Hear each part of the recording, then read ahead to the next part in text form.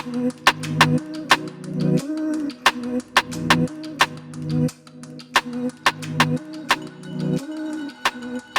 everyone, welcome to another Empathy Week webinar series, and tonight I'm delighted to have Jasmine Birtles with me, who is not only an extraordinary human being but also an Empathy Week ambassador, and is going to be talking to us about her career really and her multiple careers within a career. But I just want to quickly introduce Jasmine as a TV personality, an author, a writer. You'll have seen her probably talking about all things money because she is the CEO of moneymagpie.com.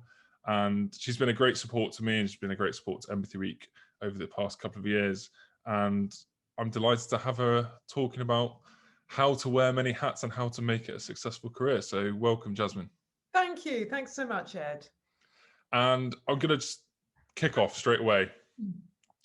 CEO, these sessions are designed for students who are thinking, I want to get into a career, but I don't necessarily know what. And, I didn't even really know what a CEO was till I think I left uni. What is a CEO and what do you do in that role? Before I talk about that what you've said about what kids are thinking about at the moment, I'm still thinking about it. I'm still thinking, what shall I be when I grow up? Oh, maybe I'll do that. So it doesn't go away. But in answer to your question about being a CEO is a Chief Executive Officer. It's a lovely big posh name.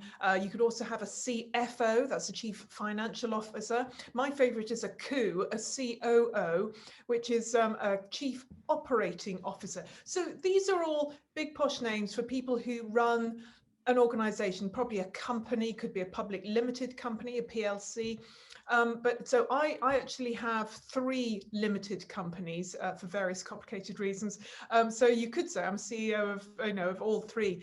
But I think possibly, I was just thinking about this earlier today, possibly because I'm a woman, all that female stuff, thinking, oh no, I couldn't possibly call myself a CEO. I still basically call myself a managing director, but I am a CEO. So I think now that you've mentioned it, yeah, I'll be calling myself a CEO more often. It looks good on insurance documents anyway. Yeah, I think that's the thing, isn't it? I think that is what I want to get across to young people as well, is that actually people can give, especially nowadays, you get titles for everything and anything. And actually what's really interesting is we've got on Thursday evening on one of our other series, we've got Claude Silver, who's a chief heart officer of a massive organization, VaynerMedia. Some people will know Gary Vaynerchuk as an entrepreneur in America. Well, Claude is his chief heart officer, and actually they're looking at a whole different way of how they communicate what's typically known as HR or human resources. So another interesting example of a title that's given, but really there's people behind these titles is what I want to get across. And I want to delve into, I suppose, how did you start your career? You've been on TV, you're often on the news and things, talking about responding to news about budgets, and I'm sure you've got a few lined up for the next few days, and money. But then you've written many books. And where did you start, and then how have you got to the point where you are at now? Yes, well, it's a good question. It takes a little bit of time to explain, so bear with me. And I do think about this occasionally. I kind of think, wow, how did I do that? And essentially, I think even when I was at school, I was always one of those people who liked lots of different things. I've always been really interested in lots of different things, and it was really difficult to choose my GCSEs, really difficult to choose my A-levels. And even going to university, I thought, oh, should I do that? Oh, that looks interesting. So I used to envy people who had, there are some people who from year dot decide, yeah, I want to be a doctor, or I want to run a business, or I want to be an ice skater or something. They just know, and I've never known. In fact, as I say, I'm still looking for ideas. So when I went to university and decided again to do lots of different things, I'll do a bit of work, but I'll do all the extracurricular stuff. And frankly, I personally think I learned more from doing the drama and doing the student council and all those sort of things that I did than I did actually. I did an English degree, which is kind of like staring out the window much of the time anyway. I found that really useful and interesting. And while I was there, I went to Cambridge and I did Footlights, Cambridge Footlights, which is, it's where people like Monty Python and a lot of Sacha Baron Cohen, lots of them went through that to do comedy. So I did know by the end of my time, when I graduated, I knew how to kind of get into stand-up comedy because I knew a few people who were doing it. And also in my final year, a friend of mine said, did I want to do a competition for Radio 1? The Radio 1 at that point were doing competitions for students to do radio programs. And we went in for the feature program one and we won, to our surprise, frankly. And so I was thinking, oh, comedy, and I was thinking, oh, suddenly this thing opened up. I thought, oh, journalism. And I had a friend who taught journalism, and he said, why don't you try doing some freelance work, just, try it out. And I thought, yeah, go on then. What I didn't realize is that means being poor for a long time, doing journalism freelance when you have no contacts, no background, nothing, and trying to do comedy as well, which is, you get a tenner if you're lucky. That's a recipe for being poor. However, I did find somewhere very cheap to live, so that helped. And frankly, I just struggled for a couple of years, trying a bit of this, trying a bit of that. But I have always had a sense, and I get this from my mother and actually from my religion, actually, is that there are infinite opportunities, that ideas are infinite. They really are, and it's not personal. It's not personal to me.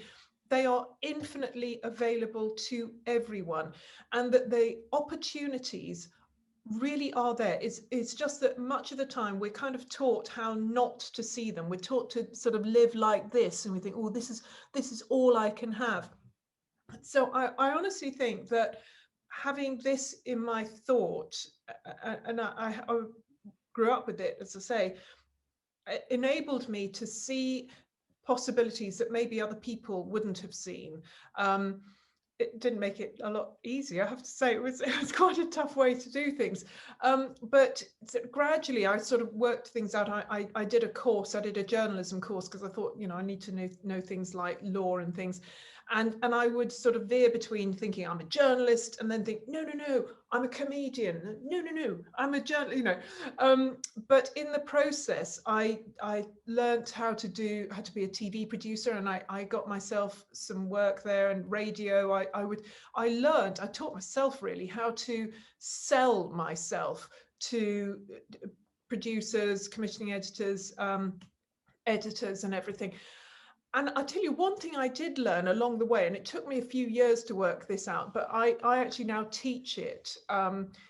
I actually do courses in how to be freelance, how to be a successful freelancer.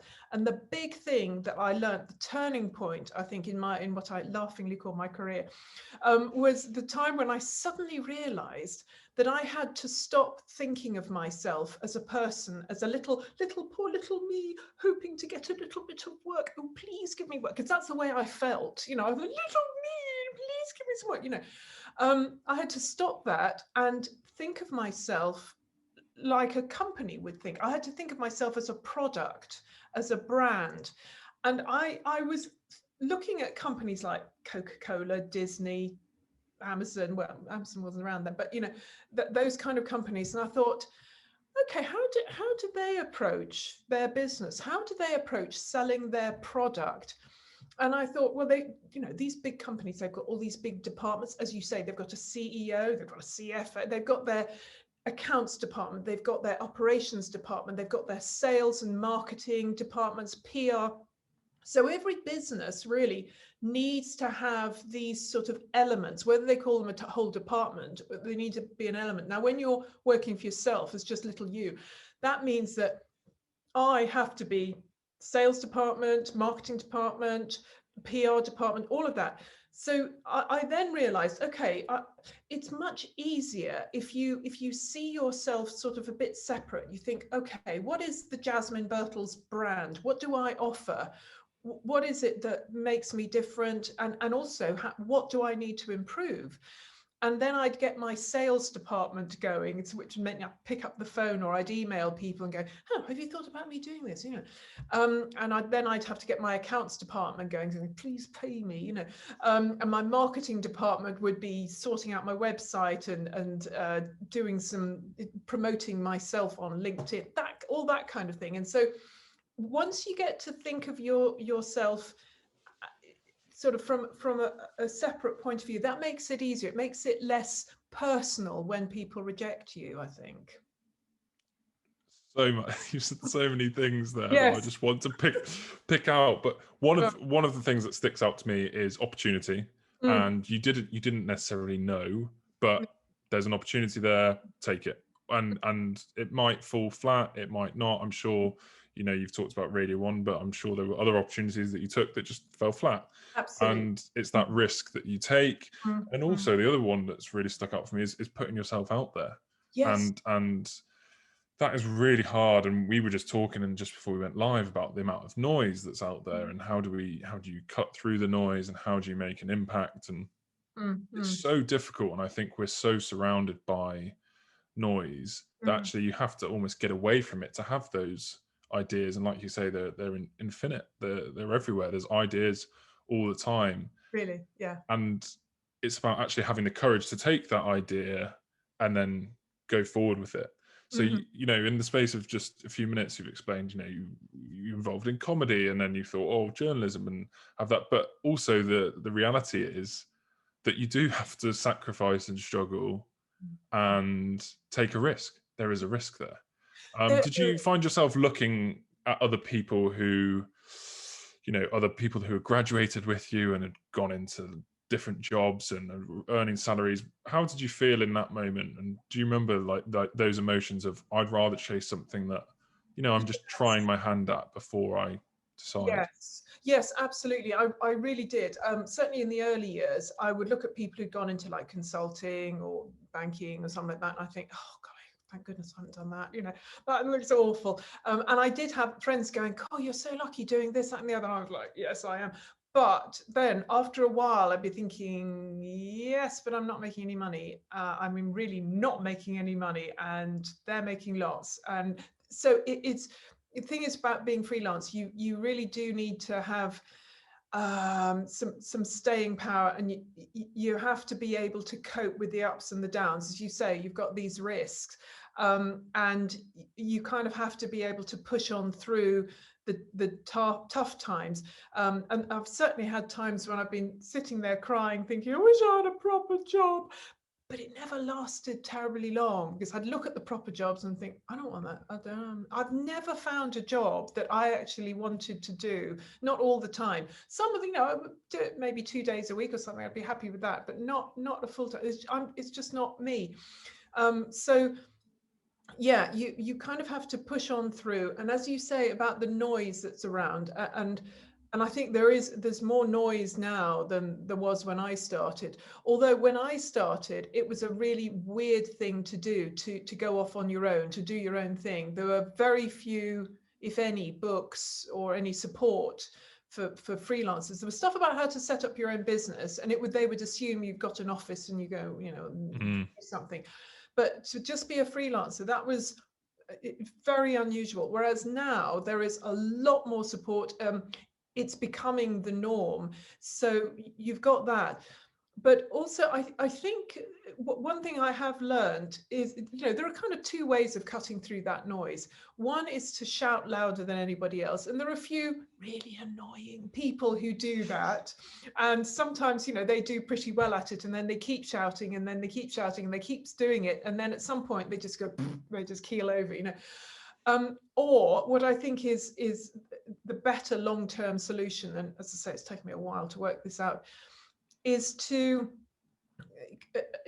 start quite narrow, if you like. Pick quite a narrow niche, what they keep calling a niche. Pick a niche subject, a niche area. It could even be a niche platform. You could even just think, right, I'm just going to use TikTok, I'm going to sell. I've got a friend who's, I mean, this is only a part-time thing, but she sells vintage jewelry just on Instagram. That's all she does, just Instagram. And she's got a lot of followers. She posts a lot, you know, and that sort of thing. So you might just find that there's one platform or one area you might just be talking about vegan, some, I don't know, vegan fruit or something, you know, I don't know, something like that. So a subject that is of interest to you, you know quite a lot, or you're willing to find out a lot. You can see that there's a demand because nobody or very few other people are doing it, and you go for that. And once you've got this, and this is not how I've done it, this is what I've worked out, by the way. Don't do as I've done, do as I say. Once you've kind of cornered that market, then you can expand it. You could maybe take it into another direction or add something else. But it's a really good idea to get traction, get some sort of cut through in that very narrow area that you do properly, and then you can move on. I say that, do it properly, because as I say, I haven't done that. I've thought, oh, that's interesting. I thought, oh, and I'll do that. Yeah. Oh, that's literally my career. It's like, oh, that's interesting. I wonder how you do that. Oh, and then I go and find out how you, oh, I'll go and do that. And then I think, oh, but that's interesting. Oh, I want to do that. Yeah, so, But that's the problem, isn't it, of freelancers and I think entrepreneurs, is that you are like, oh, I want to do that and I want to do that, and yes. it takes real constraint. But it's such a good point of advice that to start with one thing, because if you do go out, I the way that I see this, if you go out into the world and you say, well, you know, as a creative, maybe myself, I could say, well, I can do filming for weddings, for your new trainers, for a human story, like all of these different areas of film or videography for, you know, anything. I do videography for anything. Yes. And even that's still quite narrow. But even saying that, you'll get, if someone says, I am a wedding videographer. Yes. Or I'm a videographer and I do weddings, but I also do airplanes and I do this and this. Yes. The person that just wants a wedding video is going to come to you. And then all of a sudden you become more in demand for that area, because that person says, do you have a wedding videographer? Yes, I do. And they only specialize, they only do weddings, but they're a bit more expensive. And that's the thing, you can charge more and create your niche, but then you could expand to wedding photography as well. Yes. And then, you know, build out from that. I think there's so much temptation. And unfortunately, I think one of the downsides of Instagram and downsides of social media is that you do see these reality TV stars or celebrities or whatever, and they're doing this and they're doing that, and they're releasing this brand, and then they're releasing a perfume, but then they're also starting a new charity. But the reason they can do that is because they have the money power behind themselves. Yes. And I think young people need to realize that actually, if it is just yourself, like you've just said, you are your PR, you are your you know, accountant, you are your marketing department. It's all within you. And so absolutely start with something that you're passionate about and you want to do. And there is time, and it takes time. There is time. And you know, the great thing about starting out now is that you've got so much interesting technology and you've got so much autonomy. In other words, you can control so much yourself. You can create your own videos like you do, but you know, you don't have to be a professional like you. You can just do it on your phone. You can, and people do. I interviewed recently a 12-year-old investor, lovely guy. He calls himself the Young Investor. And he's got a YouTube channel which has loads of followers. I mean, I know, thousands of followers. He's 12, and he's giving stock tips. He's also on Twitter, you know. So all he needs, I think he speaks into his phone. He goes, "Hi guys, you know, it's a Young Investor, and what I'm buying this week is, you know." Wow, so as a 12-year-old, he's got his own YouTube channel. Just, it's like you're having your own TV station, you know. So it's a great thing. You've got that. You've got TikTok, the Clubhouse. There are so many. There, you know, all the time they're coming out, and one of those could be the start of your business. You know, you could be talking about your collection of Barbie dolls or whatever that you're buying. It could be anything. But there are wonderful opportunities, honestly, for people starting off now. And as you say, you can expect it maybe to take a bit of time. You can be a bit patient, or it can just take off now, you know. But there are pros and cons to both of those starts, really. Yeah, absolutely. And I always say to anyone actually, if you want to learn something, don't Google it, YouTube it. Yeah. Because I meet people who say, if they're asked, did I go to university? They say, yeah, I went to YouTube University. Yes. Yeah. And I learnt for free. And yeah, you have to go through the adverts and all that sort of stuff. But the content is out there to learn, but you have to want to do it. And what I want to move on to now is obviously you have all these different roles, and therefore you meet so many other people. And I want to kind of hone in on empathy and how have because you also don't get work. Well, I find I don't get work unless I get on with the person or I can communicate with the person, and there is some mutual understanding, there is some empathy shared between us. Yeah. How have True. you found what's the role of empathy been in your career, and how have you seen it evolve? Yeah, it's a very good point. And I was thinking, what is empathy? And it means many things, I think. Certainly kindness, thinking of the other person and thinking from their point of view, which does seem to be so hard for us as human beings. We like to see everything from our own point of view. So taking the time to sort of see how they see. And one thing I've learned is the essence of selling, really. And as I say, when you're freelance, you are constantly selling. You're constantly selling yourself or selling your product or your service or whatever. But the essence of selling is thinking of things from the other person's point of view. See, what do they need? Listening to them. Listening is a very important thing. And also give and take. Certainly I would say certainly first few years of my career, much of my work came from friends. So either friends would be in a position to give me work, or they'd say, oh, there's some work going here, or they'd hear of the work and go, oh, you should try Jasmine, you should do that. And it still happens. I now have agents. I've got a team around me. I sort of can develop my own work, but there's a lot when you're freelance in whatever area. Giving each other work and passing on ideas. I think that, again, that's the essence of networking, and networking is a really important way to get work and meet people and everything. And whenever I've been in networking situations, or just when I know people, if I see an opportunity for them, or if I see someone who would be a good person for them to meet, I'll put them together, just because I think, well, why not? You think, oh, that would help that person. And it does come back in spades. People, not everybody remembers it, but it's like, they say, you give out, cast your bread upon the water and it comes back as sandwiches. You just, cast it out into the universe, and it does come back.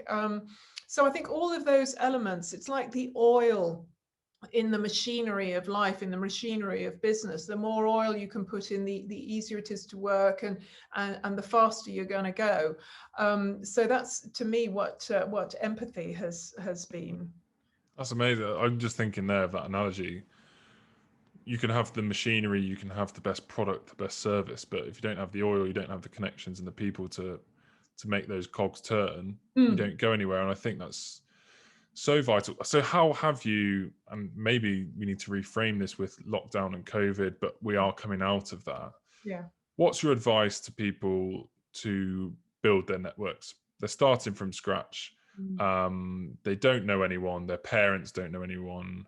Have no useful connections for them. How do you go and build that network?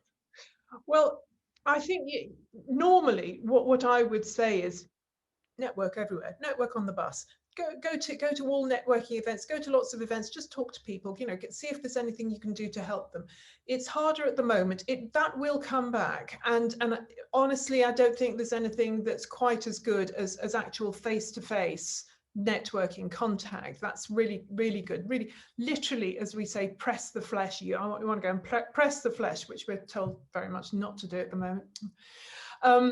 But you can do a lot with social media. So I think that's where I would be looking at the moment. If I was starting, I would go onto whichever ones you're most comfortable with, frankly. It could be Twitter, it could be Instagram, Facebook, LinkedIn. Definitely set up a LinkedIn profile and be active on LinkedIn. I think that's, for business, that's probably one of the best.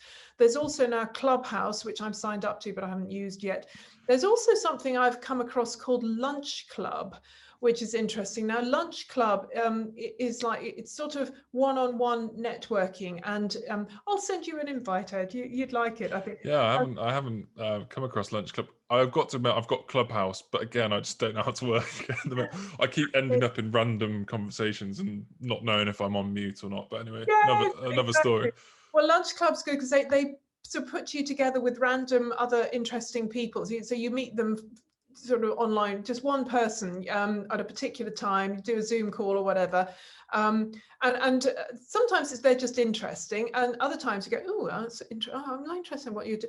Let's talk offline. You know, emailing me about that. We might be able to do some business together. So you know, there are, thankfully, online now. There are lots of ways of networking with other people in a way that's generally pretty safe, as far as I can tell.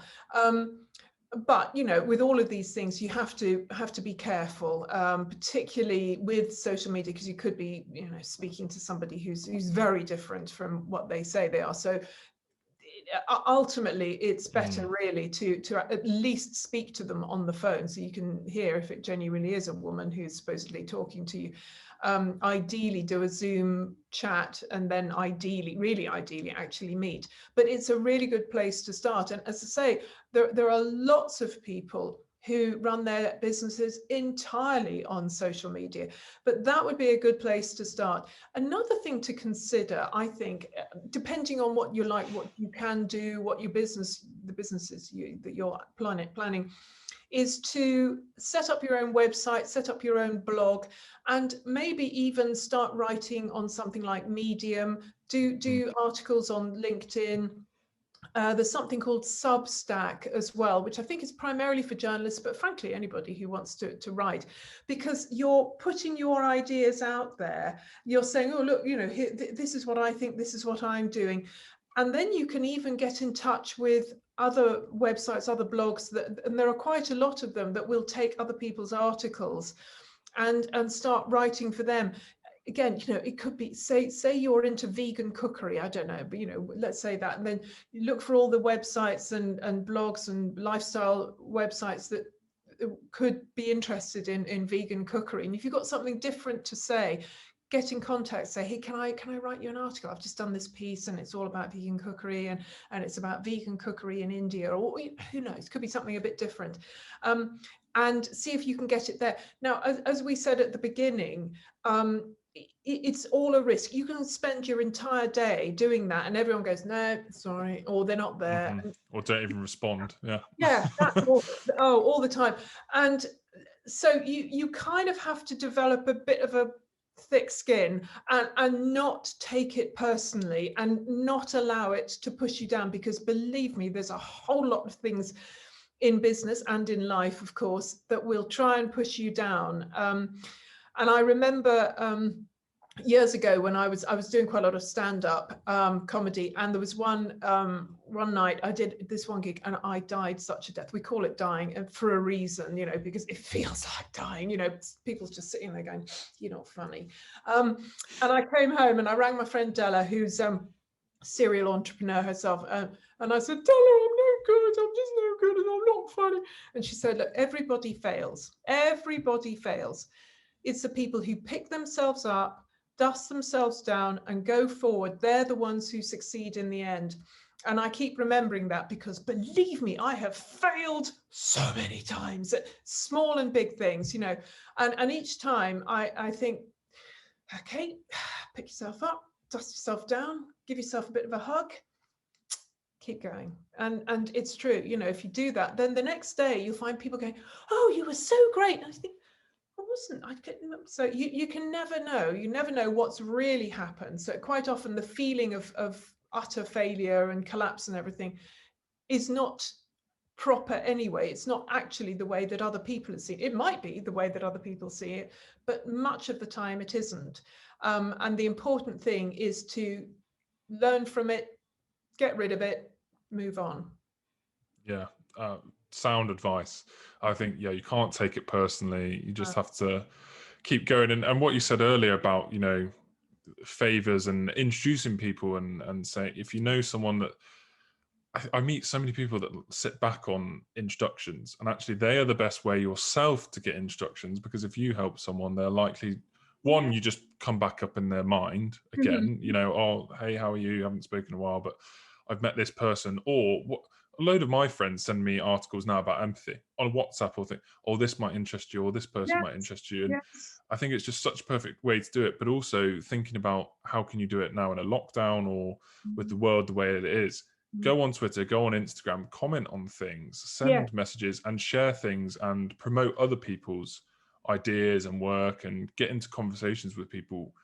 But it does take effort. And what I found as well is when I started, I knew absolutely no one, you know, no contacts, no business contacts. I was a teacher, and I went out and I just kind of did what I wanted to do. And I was just thinking, when you were talking about meeting people, how we met. And I don't know if you remember, but it was through Ollie Barrett, an amazing connector. I think he was labelled, you know, the most connected man in Britain, wasn't he, in 2017 or something. And the reason that I had a coffee with him is because I went to a talk and I went to an event.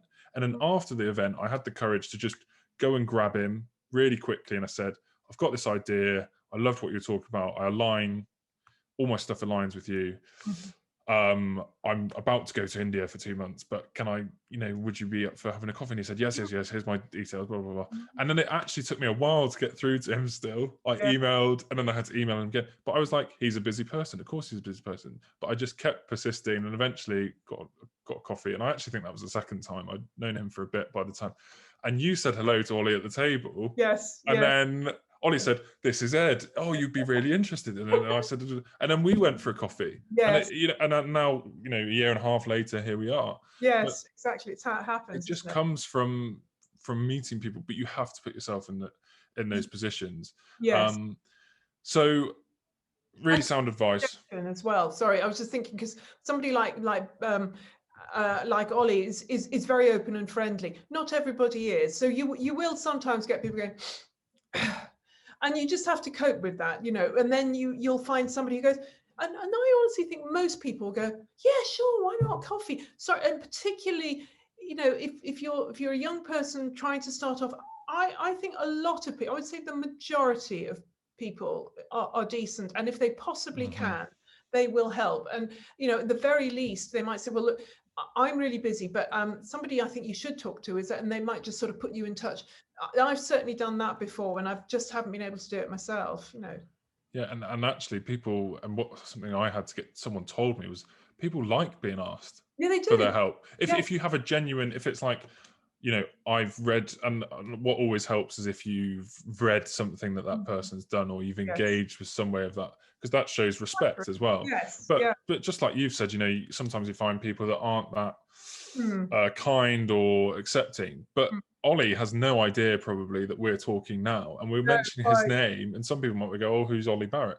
And through him being kind of making introductions and things, he then, you know, someone here might reach out to Ollie. And you know, it's just, I think what people misunderstand or don't realize is that it's so simple really to connect. Yes, it can be tiring, it takes effort, but it takes very little to make that human connection with someone else. Very true. I wanted to kind of, I know that this one's going to be a little bit shorter, but I wanted to kind of wrap up a little bit on one last kind of question, which is, you know, what's next for you? Because at the moment you've got so many different things going on. And what's going on for you next? And then how can young people build a successful career with all these things? Like, what are your top pieces of advice for how can you have your fingers in these pies that you're interested in, but yet still have a successful career? We've obviously spoken about the struggle at the start, but what is your kind of final pieces of advice? Well, I think, yes, learning from my own bitter experience at times, I would definitely say very quickly get into niche working, and also the discipline of finishing a project before you start another one, because starting things is lovely. Keeping them going, overcoming hurdles and finishing them is hard. You need to just keep going. And I learned the hard way. Do that. So start and finish. Start with niche. But keep a curiosity. I think that, curiosity is a brilliant thing. Keep an interest, keep a growing interest, and never drop your interests in various things. Now, quite a lot of things you're interested in will never become part of your business, but they can enrich your life. But you will also find that things that you're interested in, you get more interested in, and then you start thinking, oh, there's a gap in the market here, I should do this. So that's something I think that is a very useful way to expand your portfolio career, if you like. Just keep interested in things. But it's also about balance. So what I learned over a few years through bitter experience is that, and this is one of the things that I tell people again now with my hat on of a personal finance journalist and whatever, is that as you go on, you need to start putting a bit of money aside, a little bit here, a little bit there, because there will be down times that when you're not earning anything. So when you're having the good times, you're getting lots of cash in, put some aside, keep putting some aside. And also you're going to need to start putting some aside as early as possible, frankly, for your long-term future. So there's the big blue sky, going for it, just trying all sorts of things side of it, which I 100% suggest. But at the same time, balance that with a little bit of sensibleness once a month, a little bit of sensibleness, put some money aside to pay your tax, to cover you when things are tough, and also a bit more to put aside for your future. So those are the ways that I suggest that you go forward. But my final piece of advice really is like at the start, don't ever limit yourself. Don't ever limit, because opportunities literally are infinite. Ideas are literally infinite. We have no idea what's going to come up in the next 50 years. Nobody knew a couple of 100 years ago that they would be genuinely flying to the moon, that we would fly to America in sort of 6 hours. That was beyond anybody's comprehension, other than maybe one or two scientists who were sort of vaguely saw it. So goodness knows what amazing things, what amazing opportunities are going to come up in, just the next 50 years that none of us have, even a tiny idea of. So keep your thought open at all times. Don't allow people to close it. Don't allow people around you and the world generally to say, oh no, other people can have it, but you can't. It's all right for everybody. And we say that's to ourselves a lot. It's like, oh yeah, everyone else can have that, but I can't because I'm whatever. I'm the wrong age. I'm the wrong look. I live in the wrong place. I haven't got the whatever. There's always reasons. Throw that out. There are infinite opportunities. Genuinely, trust me. Come and ask me if you don't believe me. Amazing. What a way to end. Limitless opportunities, and be limitless yourself. What a way to end. Jasmine, thank you so much. How can people find you, and how can people connect with you? Oh, good point. Yes, well, come on to moneymagpie.com. That's my website, and you can contact me through that. Also, there's the JasmineBirtles.com website, which is just about me. That's the Jasmine is Wonderful, Please Employ Her website. My marketing department created that. So there's a contact page on that. So if you'd like ideas, or if you want to ask me any questions about what I've said, or if you're saying, I'm setting up this business and I don't know where to start, get in touch with me and I'll do my best to help. Amazing. There's your invitation, everyone. Thank you, Jasmine. I know you need to run on to another engagement. Thank you, everyone, for taking part, being here. We've got loads more webinars coming up. And just again, thank you, Jasmine, for your advice and your words of wisdom. And hopefully we'll speak soon.